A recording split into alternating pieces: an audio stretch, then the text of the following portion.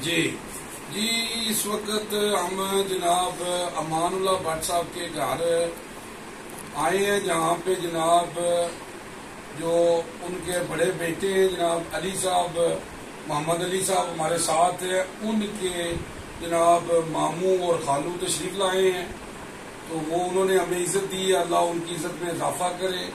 تو ہم ان کو قرآن پاک گفٹ کریں گے، جو ہماری روایت ہے کہ ہمارے ہاں جو بھی آتا ہے ہم ان کو قرآن پاک گفٹ کرتے ہیں۔ قرآن پاک ایک ایسی کتاب ہے جو اللہ کے ہاں محفوظ ہے، اور اللہ نے اس کی قسم دی ہے کہ اس کو کوئی بدل نہیں سکتا۔ اگر ہم اس پر عمل کریں تو ہماری زندگی بدل سکتی ہے۔ میں کیا بیان کروں صلی اللہ علیہ وسلم کی شان میں، اللہ نے سب کچھ نازل کر دیا ہے قرآن میں۔ اما عائشہ سے کسی نے پوچھا آپ صلی اللہ علیہ وسلم کی سیرت کیا ہے، تو اما عائشہ فرماتی ہے قرآن قرآن قرآن۔ آپ صلی اللہ علیہ وسلم فرماتے ہیں قرآن پڑھا کرو، قرآن پڑھا کرو، یہ قیامت کے دن تمہاری سفارش کرے گا۔ اللہم صلی علی محمد وآل محمد۔ جی بسم اللہ جی، بسم اللہ جی۔ اور جناب کیا حال ہے؟ ٹھیک ہو؟ خیریت ہے جی؟ الحمدللہ جی۔ اور سناؤ تسی جناب اپنا کوئی علاقے کا؟ ایسا علاقہ سکر شہر تحصیل بدر خان اتنے سے آئے اپنے آگے میں علی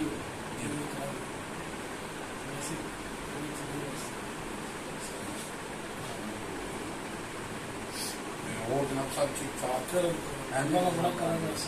یہ ساڈا سلسلہ ہے جی قرآن پاک دین کا، کہ اسی یہ جڑا نا ساری اکثریت جہی ہے نا قرآن پاک نو ترجمے نال نہیں پڑھتی۔ اللہ قرآن پاک فرماندا ہے انسان کوئی ملے گا جی انہیں کوشش کی ہے جی۔ جو ساری بھی کوشش ہے کہ جڑا نا کہ اللہ جڑا نا ساری اس کوشش نو قبول کرے، یہ کوئی دکھاوا نہ ہوئے ہے جی۔ تے یہ ہے کہ قرآن پاک نو ترجمے نال پڑھیا جائے، کیونکہ آپ صلی اللہ علیہ وسلم فرماتے ہیں جس نے قرآن دی آیت نو پڑھ کے سمجھیا ہے نا اس نے سرخ اونٹ اللہ دی راہ تے صدقہ کیتا ہے۔ سرخ اونٹ سوچے کیا گیا سی کہ جس ویلے نا ہے جی کہ وہ سب تو قیمتی چیز وہ سی، آپ صلی اللہ علیہ وسلم اس واسطے مثال دیتی سی کہ جناب یہ ساری کوشش ہے جناب کہ جناب یہ تصا ایک وعدہ کرنا ہے کہ قرآن پاک تسا نے جناب ماشاء اللہ اگے بھی پڑھے ہے، ماشاء اللہ نمازی بھی ہو، پڑھ بھی رہے ہے جی۔ ایک آیت روز ایک آیت کی روٹین بناؤ، ترجمے نال پڑھو ہے جی۔ جناب بہت شکریہ جی، جزاک اللہ جی۔